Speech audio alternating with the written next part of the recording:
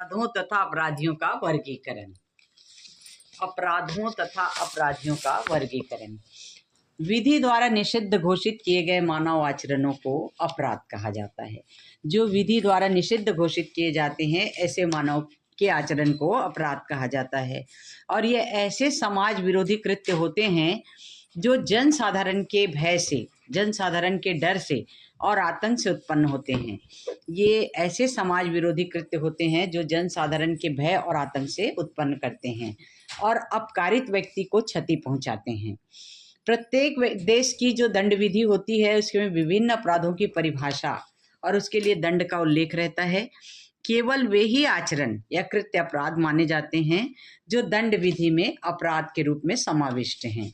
अतः ऐसे कृत्य जिन्हें नैतिक दृष्टि से समाज अच्छा नहीं मानता, नैतिकता के विरुद्ध होता है, फिर भी वे अपराध नहीं होते, क्योंकि विधि के अंतर्गत उन्हें अपराध नहीं माना जाता।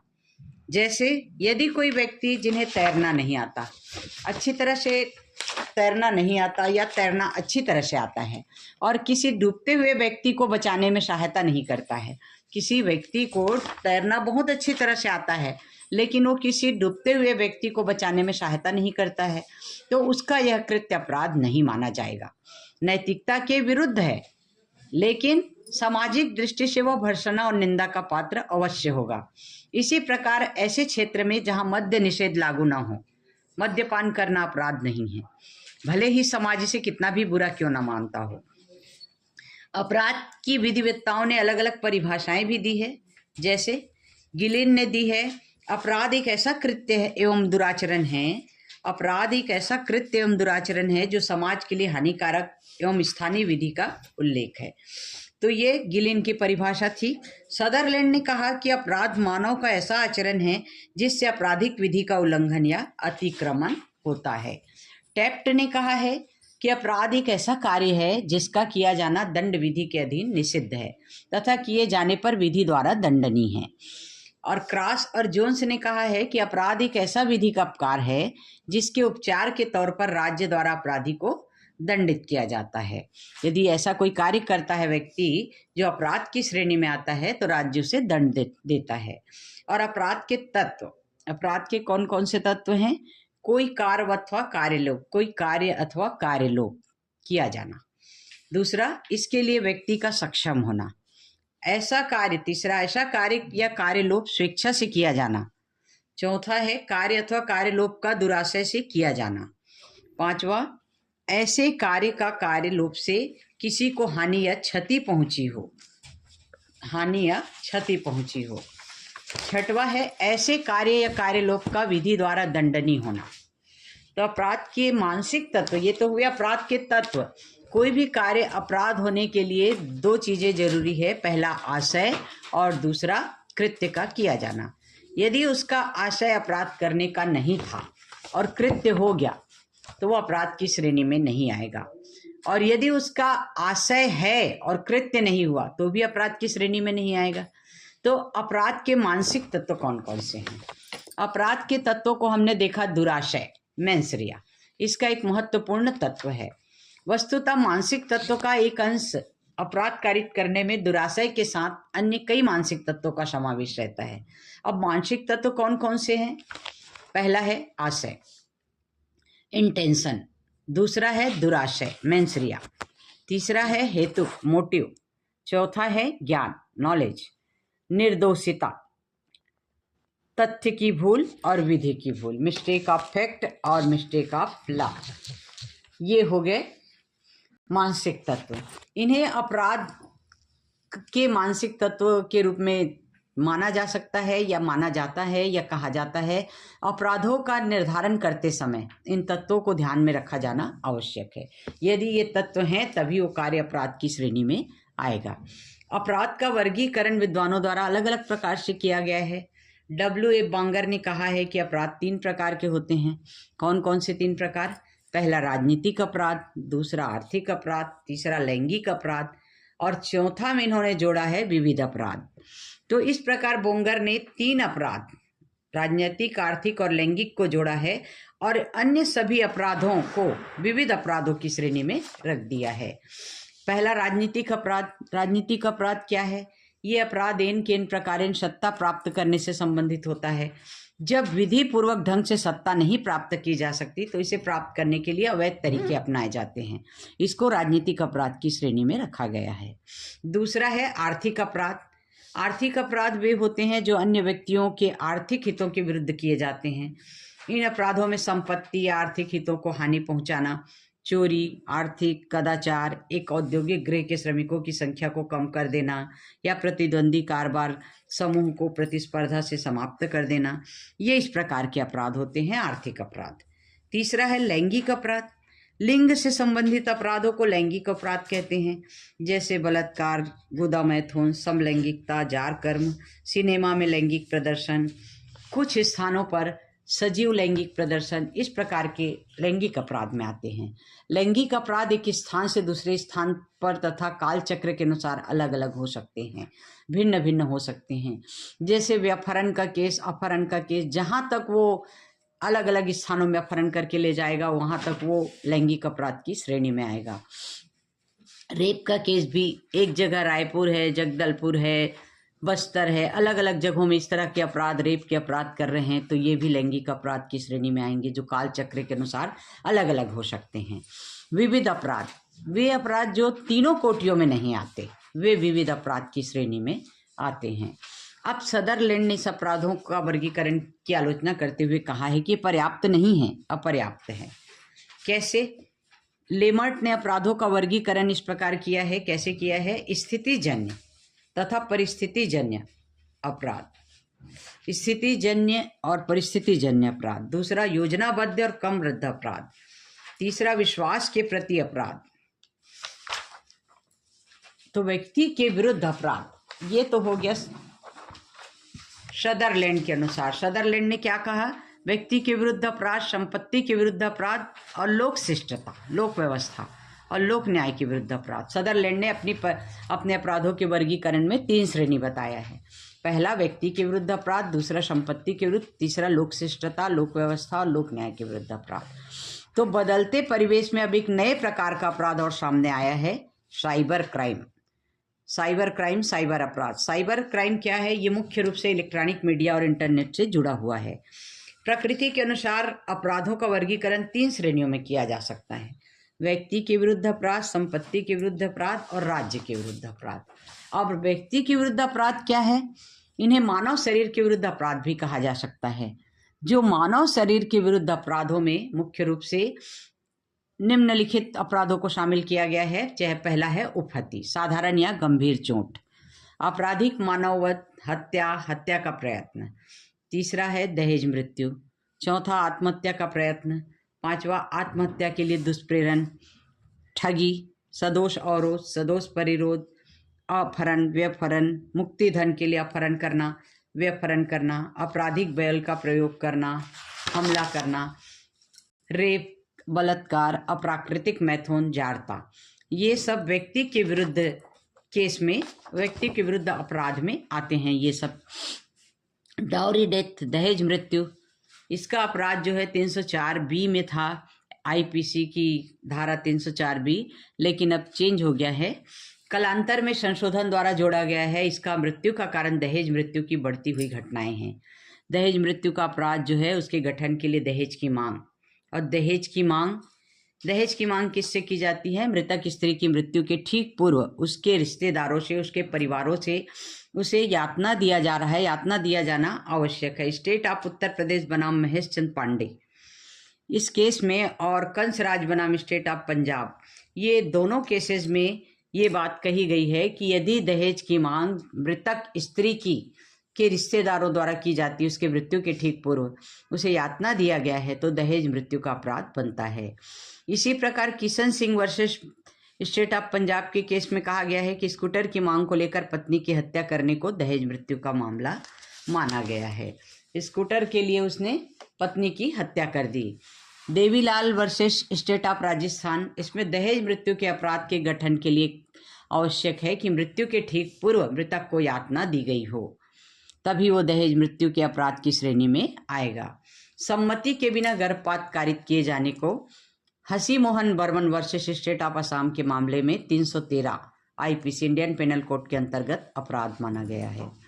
10 वर्षीय लड़की के साथ बलात्कार को स्टेट ऑफ कर्नाटक बनाम राजू के मामले में गंभीर अपराध माना गया है। इसी प्रकार व्यक्ति संबंधी अपराधों से अभिप्राय ऐसे अपराध से है जिससे व्यक्ति स्वयं प्रभावित होता है, व्यक्ति के शरीर को क्षति पहुंचती है। तो दूसरा है संपत्ति के विरुद्ध अपराध। संपत्ति संबंधी अपराधों से अभिप्राय ऐसे अपराधों से है जिनमें मुख्य रूप से संपत्ति प्रभावित होती है। ऐसे अपराध कौन कौन से हैं? चोरी, अपकर्षण, लूट, डकैती, आपराधिक विनियोग, आपराधिक न्यासभंग, छल, दृष्टि, कूटरचना, आपराधिक अत्याचार, ये हुए संपत्ति संबंधी अपराध। अब राज्य के विरुद्ध अपराध क्या है? राज्य के विरुद्ध अपराध में केवल कोई व्यक्ति विशेष या संपत्ति विशेष प्रभावित नहीं होता, अपितु संपूर्ण राज्य प्रभावित होता है। ऐसे अपराधों में खास तौर पर राज्य की एकता, अखंडता एवं संप्रभुता को संकट उत्पन्न हो जाता है। तो राज्य के विरुद्ध अपराध में कौन कौन सी चीज़ों को शामिल किया गया, कौन कौन सी ऐसे अपराध हैं जिसको राज्य के विरुद्ध अपराध में शामिल किया जा सकता है? भारत सरकार के विरुद्ध युद्ध करना, युद्ध करने का प्रयास या षड्यंत्र करना, राष्ट्रपति या राज्यपाल को कोई काम करने के लिए बाध्य करना या उनकी शक्तियों में अवरोध पैदा करना, राजद्रोह, भारत सरकार के साथ शांतिपूर्ण व्यवहार रखने वाली शक्तियों के विरुद्ध युद्ध करना या उसके क्षेत्राधिकार में लूट मार करना, किसी राजबंदी को निकल भागने या जानबूझकर सहायता करना, उत्प्रेरित करना, बचाना या शरण देना, इस प्रकार के अपराध राज्य के विरुद्ध अपराध श्रेणी में आता है। Lal Singh versus state of Gujarat, इस केस में कहा गया है, सुप्रीम कोर्ट ने कहा है कि किसी विदेशी नागरिक का बिना किसी पासपोर्ट के भारत में रहना, अभियुक्त के साथ घूमना फिरना, कब्जे में अस्त्र शस्त्र बरामद होना आपराधिक षड्यंत्र में सम्मिलित होने का प्रमाण है। विदेशी ताकतों से धन प्राप्त कर जम्मू कश्मीर में पाकिस्तान जिंदाबाद, आज़ाद कश्मीर जिंदाबाद आदि के नारे लगाना भी राजद्रोह की श्रेणी में आता है, राजद्रोह के तुल्य है। ये हो गया राज्य के विरुद्ध अपराध। अब साइबर क्राइम, साइबर अपराध। 21वीं सदी की दहलीज पर सूचना प्रौद्योगिकी की दस्तक एक विलक्षण संयोग है और इस सदी को कंप्यूटर, इलेक्ट्रॉनिक, इंटरनेट के युग की संज्ञा भी दे दी जाए तो कोई अतिशयोक्ति नहीं होगी। अब जीवन के हर क्षेत्र में कंप्यूटर और इलेक्ट्रॉनिक उपकरण से शासित होने लगा है। कोई भी क्षेत्र ऐसा नहीं है जहां कंप्यूटर का उपयोग नहीं हो रहा है या इलेक्ट्रॉनिक उपकरण का उपयोग नहीं हो रहा है, हर क्षेत्र में इसका उपयोग हो रहा है। ऐसे में विधिक जगत भी इससे अछूता नहीं है। सूचना प्रौद्योगिकी अधिनियम 2000 इस सदी के प्रारंभ में ही एक महत्वपूर्ण विधि है और इस अधिनियम की कुल 13 अध्याय हैं, 94 धाराएं हैं और 4 अनुसूचियां हैं। और इस अधिनियम के दौरान इलेक्ट्रॉनिक एक्सचेंज, इंटरनेट सहित सभी प्रकार के इलेक्ट्रॉनिक माध्यम से किए जाने वाले व्यवहारों को कानूनी मान्यता दी गई है। अब ई व्यापार के लिए ई समझौते किए जा सकेंगे और इस कार्य में प्रयुक्त ई दस्तावेजों को न्यायालय में पेश किया जा सकेगा, बशर्ते कि इस पर हस्ताक्षर प्रमाणित डिजिटल हस्ताक्षर से युक्त हो और उसमें छेड़छाड़ न किया गया हो। अब कोर्ट के सारे कार्य डिजिटल हो गए हैं और कोई केस के बारे में आपको जानकारी चाहिए, किस स्टेज में है और कौन सा केस है, तो आप जैसे ही कंप्यूटर में उसको डालेंगे वो पूरा डिटेल उसमें दिखा दिया जाएगा। हर कार्य कंप्यूटर से ही होने लगा है। जेल में बंद कैदी भी अपना बयान, अपना जो ये वहाँ से प्रोसीडिंग है वो देख सकता है और अपना बयान भी वो इसी माध्यम से दे सकता है। यानी जेल और कोर्ट से इलेक्ट्रॉनिक जो ये हैं वो कनेक्टेड रहते हैं। धारा 4 में कहा गया है कि इलेक्ट्रॉनिक दस्तावेजों को और धारा 5 में डिजिटल हस्ताक्षरों को कानूनी मान्यता, कानूनी स्वरूप दिया गया है। अब सरकार और उसके अभिकरणों में इलेक्ट्रॉनिक दस्तावेज को स्वीकार किए जा सकेंगे और विभिन्न आदेशों का इलेक्ट्रॉनिक माध्यम से मिलना और उसका उत्तर ईमेल द्वारा दिया जाना आसान हो जाएगा। तो जो सूचना प्रौद्योगिकी अधिनियम है उसमें किसी भी उपबंध, नियम, निर्देश, आदेश आदि के जो अतिक्रमण से जुड़े मामले और न्याय निर्णयन के लिए अधिनियम की धारा 46 में एक न्याय निर्णयन अधिकारी की नियुक्ति का प्रावधान भी किया गया है। ऐसा अधिकारी सूचना प्रौद्योगिकी एवं विधि अथवा न्याय के क्षेत्र में पर्याप्त अनुभव रखने वाला व्यक्ति होगा। न्याय निर्णयन अधिकारी जो है दंड प्रक्रिया संहिता की धारा 345 और 346 के प्रयोजन में सिविल न्यायालय समझा जाएगा और उसे सिविल न्यायालय की सभी शक्तियां प्राप्त होंगी। ये न्याय निर्णयन जो अधिकारी है उसके समक्ष चलने वाली कार्यवाहियों को न्यायिक कार्यवाही माना जाएगा और न्याय निर्णयन अधिकारी को न्यायालय के अवमान तथा न्यायिक कार्यवाहियों के दौरान मिथ्या साक्ष्य देने और गढ़ने वाले व्यक्तियों को दंडित करने का भी अधिकार दिया गया है।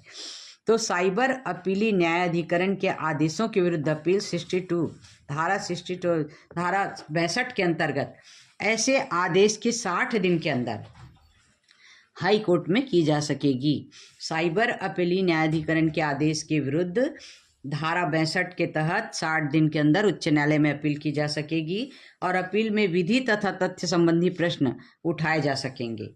विलंब का पर्याप्त कारण होने पर 60 दिन बाद भी अपील किया जा सकता है, ग्राह्य किया जा सकता है। और निपटान अधिकारी जो है इस अधिनियम के अधीन किसी अपराध का दोषी पाए जाने पर व्यक्ति को कारावास, जुर्माना अथवा दोनों से दंडित करने का अधिकार होगा। तो जो निपटान अधिकारी है उसके निर्णय के विरुद्ध अपील साइबर अपीली न्यायालय में भी किया जाएगा और जो नैसर्गिक न्याय के सिद्धांतों के आधार पर होगा, नेचुरल जस्टिस। और इसी अधिनियम की धारा 65 से 78 तक साइबर अपराधों के बारे में प्रावधान किया गया है। तो धारा 65 है, कंप्यूटर शोध दस्तावेजों में छेड़छाड़ करने के लिए 3 साल की सजा और 2 लाख रुपए जुर्माना। और धारा 66 में कंप्यूटर सिस्टम के साथ छेड़छाड़ करने से कंप्यूटर में भंडारित दस्तावेजों को नुकसान पहुंचाने के लिए 3 वर्ष की अवधि तक के लिए कारावास और 5 लाख रुपए जुर्माने का प्रावधान है। इंटरनेट पर अश्लील सामग्री प्रकाशित करने के लिए 3 साल की अवधि तक का कारावास और 5 लाख रुपए जुर्माने का प्रावधान है। और धारा 71 है, डिजिटल हस्ताक्षर प्रमाण पत्र प्राप्त करने के लिए अथवा अनुज्ञप्ति के लिए मिथ्या व्यपदेशन करने अथवा किसी तथ्य को छिपाने के लिए 2 साल की अवधि का कारावास अथवा 1 लाख रुपए जुर्माने का अथवा दोनों से दंडित किए जाने का उपबंध किया गया है। तो सूचना प्रौद्योगिकी कानून से साइबर अपराधों की रोकथाम में काफ़ी मदद मिलेगी। ये तो हुआ साइबर क्राइम।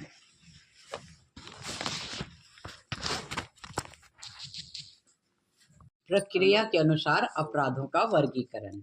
दंड प्रक्रिया संहिता 1973 के प्रक्रिया के अनुसार अपराधों को 6 भागों में बांटा गया है। पहला है संज्ञेय अपराध, दूसरा असंज्ञेय अपराध, तीसरा जमानती अपराध, चौथा अजमानती अपराध, 5वां समन मामले, 6वां वारंट मामले।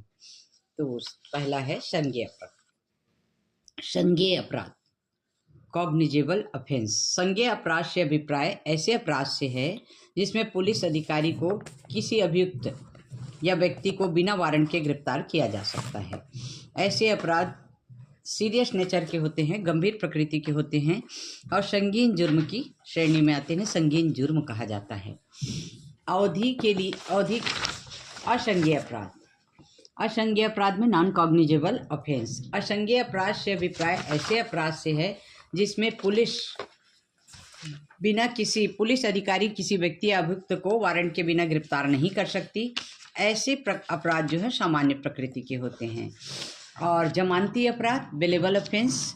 जमानती अपराध सामान्य प्रकृति के अपराध होते हैं और ऐसे अपराधों में जमानत पर छूटना अभियुक्त का अधिकार होता है। अभियुक्त के अधिकार के रूप में अपने अधिकार के रूप में जमानत के लिए दावा कर सकता है। अजमानती अपराध, नॉन बेलेबल ऑफेंस। अजमानती अपराध से अभिप्राय ऐसे अपराध से है जिसमें अभियुक्त का एक अधिकार के रूप में जमानत का दावा नहीं कर सकता। जमानत देना या न देना न्यायालय के स्वविवेक पर निर्भर करता है और सामान्यतः ऐसे अपराध गंभीर प्रकृति के होते हैं। समन मामले, समन केसेस। समन मामले सामान्य प्रकृति के होते हैं और इनमें ऐसे मामलों को शामिल किया गया है जिनमें 2 या 2 से अधिकतम वर्ष के कारावास केवल जुर्माने का प्रावधान हो। ऐसे मामले, ऐसे अपराध जो केवल जुर्माने से दंडित किया जा सकता है या 2 वर्ष से कम अवधि के लिए कारावास का प्रावधान हो, ऐसे मामले समन मामले कहलाते हैं। वारंट मामले, वारंट केसेस। ऐसे मामले में मृत्युदंड, आजीवन कारावास या 2 वर्ष से अधिक की सजा का कारावास का प्रावधान हो, वारंट केसेस कहलाते हैं। ऐसे मामले गंभीर प्रकृति के होते हैं। इस प्रकार के अपराधों को गंभीर एवं प्रक्रिया के अनुसार विभिन्न वर्गों में वर्गीकृत किया गया है। देश, काल एवं परिस्थितियों के अनुसार यह वर्गीकरण परिवर्तनशील है। साइबर अपराधों को भी गंभीर प्रकृति का अपराध माना गया है। अब है अपराधियों का वर्गीकरण।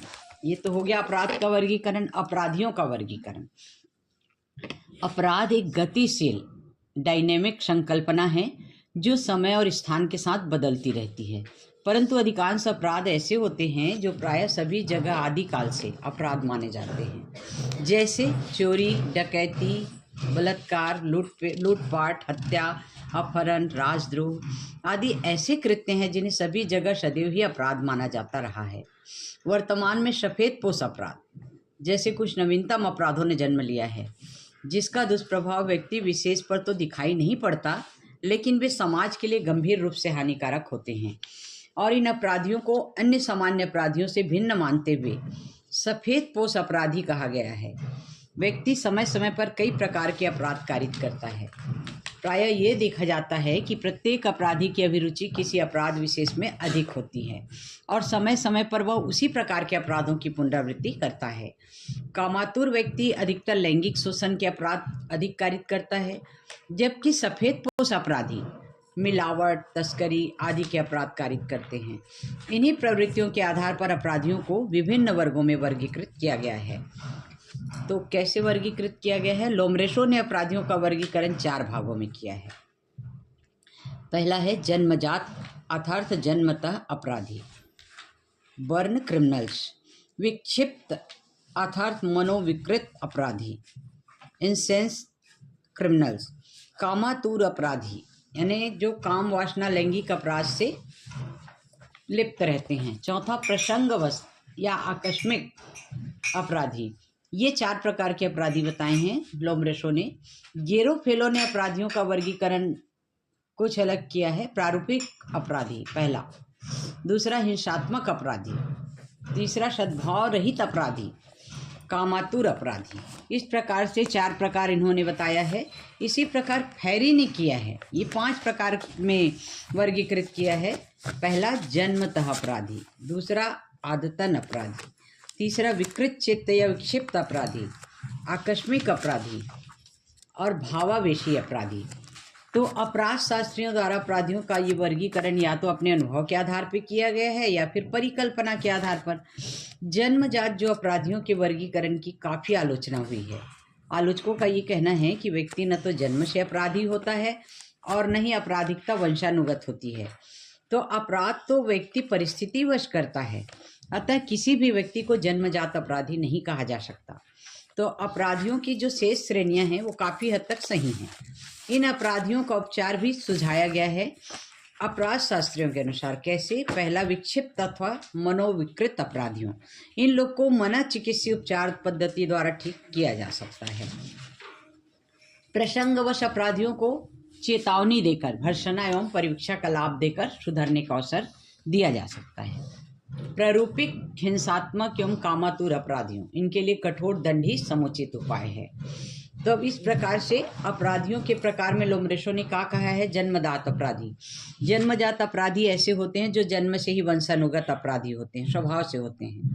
अधिकांशतः अपराध शास्त्रियों ने अपराधियों के इस वर्ग को अपनी असहमति व्यक्त की है और कहा है कि स्वयं लोमरेशो ने अपने जीवन के अंतिम वर्षों में इसे भ्रामक बोला था और ये स्वीकार भी किया कि कोई भी अपराधी जन्म से नहीं होता, वरन परिस्थितियां उसे अपराध बना देती हैं। दूसरा विक्षिप्त अपराधी। इस वर्ग में ऐसे अपराधियों का समावेश है जो मानसिक दृष्टि से सामान्य नहीं होते, जिनका मानसिक संतुलन सही नहीं होता, मानसिक कमजोरी, विक्षिप्तता के कारण अपराध कर बैठते हैं और ऐसे अपराधियों को कारावासित करने के बजाय उपचारात्मक पद्धति से उसका इलाज किया जाना उचित है। तीसरा है विषयासक्त यानी कामातुर अपराधी। इन अपराधियों की काम वासना असाधारण रूप से प्रबल होने के कारण प्रायः यौन अपराध अधिकता से करते हैं। विषयासक्त होने के कारण स्वयं पर नियंत्रण नहीं रख पाते और अपनी काम वासना की पूर्ति के लिए यौन अपराधों से लिप्त रहते हैं। इन अपराधियों के लिए मनोचिकित्सीय उपचार पद्धति का प्रयोग किया जाना चाहिए। चौथा है प्रसंगवश अपराधी। ये अपराधी जो है सामान्यतः अपराधी प्रकृति के नहीं होते हैं और इन्हें अपराध करने की इच्छा भी नहीं रहती है, परंतु कभी कभी परिस्थिति विशेष के कारण ये अकस्मात ही अपराध कर बैठते हैं, जिसके लिए उन्हें बाद में पश्चाताप और आत्मग्लानि भी होती है। तो स्पष्ट है कि इन अपराधियों के लिए कारावास के दंड का विशेष प्रभाव नहीं पड़ता, क्योंकि ये पहले से ही इसके लिए स्वयं को दोषी मान लेते हैं और पश्चाताप से ग्रसित हो जाते हैं। इन्हें दंडित करके परिवीक्षा का लाभ देकर छोड़ देना श्रेयस्कर होता है। ये तो हुआ लोम्ब्रेशो का। गेरोफेलो ने क्या कहा है? प्रारूपिक अपराधी कौन होते हैं? ये अपराधी क्रूर और कठोर स्वभाव के होते हैं और इन्हें नैतिकता के प्रति आस्था बिल्कुल नहीं होती और ये अपराधी समाज के लिए खतरनाक होते हैं और इन्हें अपनी ताकत और अपराध क्षमता का भी घमंड होता है। इनके लिए कठोर दंड ही उचित होता है। अब दूसरा, हिंसात्मक अपराधी। इस प्रकार के जो अपराधी होते हैं वो हिंसात्मक के कारण दूसरे के प्रति दया भाव और सहिष्णुता तो होती नहीं है। यही कारण है कि अपराधी चोरी, डकैती, हत्या, बलात्कार, अपहरण आदि जैसे अपराध में हिचकिचाहट का अनुभव नहीं करते हैं और इन्हें समाज से पृथक कारागार में रखा जाना उचित होता है। सद्भाव रहित अपराधी। कुछ अपराधी ऐसे होते हैं जिसमें सद्भाव और ईमानदारी की कमी होती है, तो गेरोफेलो ने इन अपराधियों को सद्भावना विहीन अपराधी कहा है। इन अपराधियों में बहुधा संपत्ति संबंधी अपराध करने की प्रवृत्ति अधिकता से देखी गई है। लंपट, कामुक अपराधी। ये अपराधी लंपट और मनचले स्वभाव के होते हैं और इनमें अनुशासनहीनता अधिक पाई जाती है। ये आवारागर्दी करते हुए आपराधिक कृत्यों में लिप्त रहते हैं। अब एनरिको फेरी ने कहा है अपराधियों को कैसे वर्गीकृत किया जाए। तो इन्होंने अपराध शास्त्र के प्रति सामाजिक दृष्टिकोण अपनाने वाले अपराध विज्ञ एनरिको फेरी ने अपराधियों का वर्गीकरण ऐसा किया है। पहला है जन्मजात अपराधी।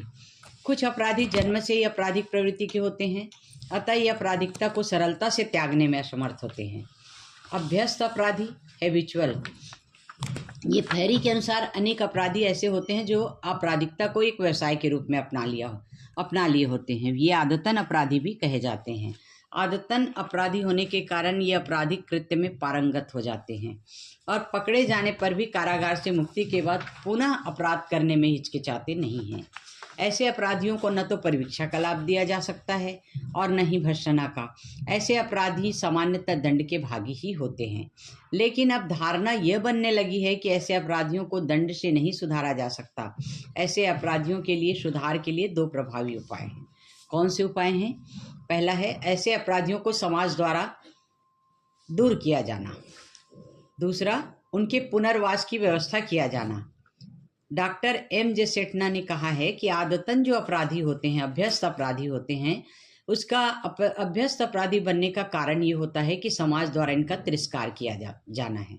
जब कारागार से बाहर निकलते हैं तो व्यक्ति को समाज में स्थान नहीं मिलता है और वह फिर से आपराधिकता की ओर प्रवृत्त होता है। अपराध करना उनकी विवशता हो जाती है। अतः ऐसे व्यक्तियों को समाज की मुख्य धारा से जोड़ा जाना आवश्यक है। यदि उनका पुनर्वास किया जाए तो हो सकता है ये आपराधिकता से दूर हो जाए। तो अभ्यस्त अपराधी अपराध करने के आदी हो चुके होते हैं और अपने अपराध की पुनरावृत्ति करते रहते हैं। इन अपराधियों को प्रत्यावर्ती अपराधी भी कहा जाता है। अपराध करने के बाद ये अपराधी पकड़े जाने की दशा में उसे दंड भुगतने के लिए कारावासित किया जाता है और जब वो कारागार से छूटता है तो समाज उसे उपेक्षा और घृणा की दृष्टि से देखती है। तो होता यह है, इसके कारण ये अपराधी समाज के प्रति प्रतिशोध की भावना जन्म ले लेती है और उसके आत्मसम्मान को ठेस पहुंचती है। तो वो निराश होकर फिर से आपराधिकता की ओर बढ़ जाता है। समाज ने उसको स्वीकार नहीं किया तो चलो इसी तरफ आगे बढ़ा जाए। तो इस कारण बहुधा अपराध समाज की उपेक्षा के कारण भी हो जाता है और अपराधी का पुनर्वास कठिन हो जाता है और अभ्यस्त अपराधी बन जाता है। तो ये अपराधी पुलिस, न्यायालय और कारागार में इतने अभ्यस्त हो जाते हैं कि इनके प्रति इनकी गंभीरता ही समाप्त हो जाती है। इनको डर नहीं लगता और वे इन्हें अपने जीवन का एक अनिवार्य हिस्सा समझने लगते हैं। तो अभ्यस्त अपराधियों के उपचार हेतु खुले शिविरों की व्यवस्था की जानी चाहिए। अधिक कारगर भी ये सिद्ध हुई है। इन शिविरों में लंबी अवधि के लिए कारावासित अपराधियों को रखा जाना चाहिए, जहां उन्हें उनकी योग्यता के अनुसार काम धंधा दिया जाता है और कारावधि में उनके पुनर्वास की भी व्यवस्था की जाती है। ये हो गया अभ्यस्त अपराधी। तीसरा, मनोविक्षिप्त अपराधी। कुछ अपराधी अपनी मनोविक्षिप्तता के कारण अपराध करते हैं। सामान्यतः वे अपराध नहीं करना चाहते, लेकिन अपनी मानसिक विक्षिप्तता के कारण वो स्वयं पर नियंत्रण खो बैठते हैं और उनसे अपराध घटित हो जाता है। उनकी इच्छा अपराध करने की नहीं होती, उनका मानसिक असंतुलन जो है उनको अपराध की ओर अग्रसित करता है। तो फेरी ने कहा है कि ऐसे अपराधियों को कारागृह भेजे जाने के बजाय किसी मनोचिकित्सक के केंद्र में उसका मानसिक उपचार किया जाना चाहिए। चौथा है आकस्मिक अपराधी। ये अपराधी सामान्यतः आपराधिकता में विश्वास तो नहीं रखते, परंतु अकस्मात परिस्थितिवश यदा कदा अपराध कर बैठते हैं। परिस्थिति की अनुकूलता के कारण इन्हें अपराध करने की प्रवृत्ति इसमें उत्पन्न हो जाती है। भावावेशी अपराधी, पांचवा। इस श्रेणी में ऐसे अपराधियों को रखा जाता है जो भावावेश के कारण अपराध कर बैठते हैं। ये अपराधी स्वयं पर नियंत्रण रखने में असमर्थ होते हैं और इनका उपचारात्मक पद्धति से उपचार किया जाना ही उचित है। तो स्पष्ट है कि उपर्युक्त सभी अपराध शास्त्रियों द्वारा किया गया जो अपराधियों का वर्गीकरण है, उनके अनुभवों के आधार पर, कल्पना पर आधारित है, क्योंकि मानव आचरण का स्वरूप ही कुछ ऐसा है, इसे निश्चित वर्गों में श्रेणीबद्ध नहीं किया जा सकता। ये अपराधियों का वर्गीकरण।